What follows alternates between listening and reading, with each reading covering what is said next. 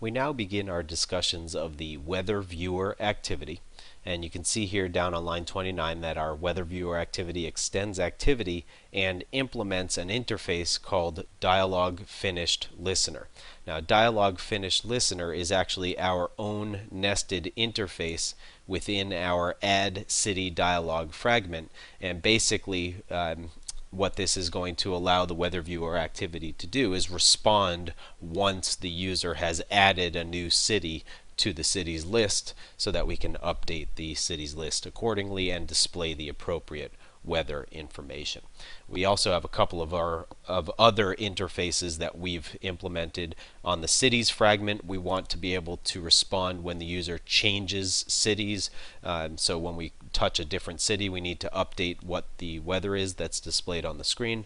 And then separately, we have an async task called read location task, which is going to load up information based on a zip code.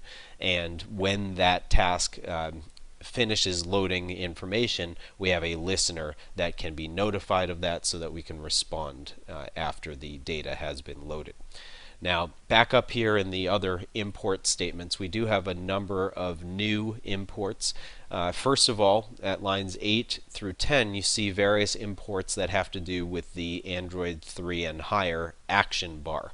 Specifically, the action bar class, which allows us to interact with an action bar bar.tab, which is for the tabs in our navigation on the action bar. So if you go over here, again, these are actually action bar tabs, and because we can switch between tabs, we need a listener for that so that we can respond to the events. And if we go back over here, you can see that we have action bar.tab listener also imported so that we can respond to the tab selection events.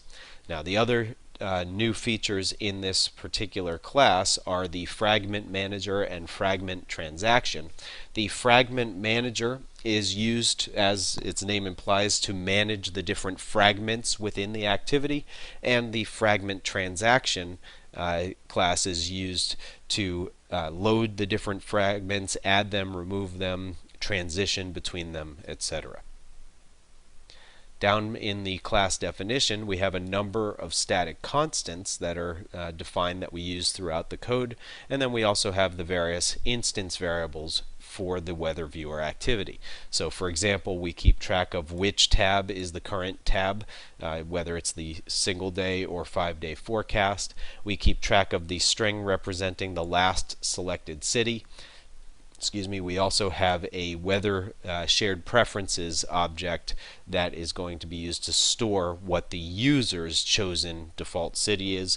By default, when the app first loads, it's the city of Boston, but the user can long touch on any city, or the user can add a new city and check off a checkbox for changing the preferred city.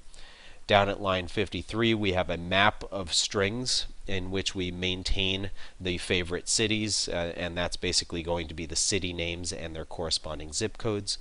We have the cities fragment, which is going to be displayed in the left side of the user interface, and then we have a handler for updating the user interface in the GUI thread of execution.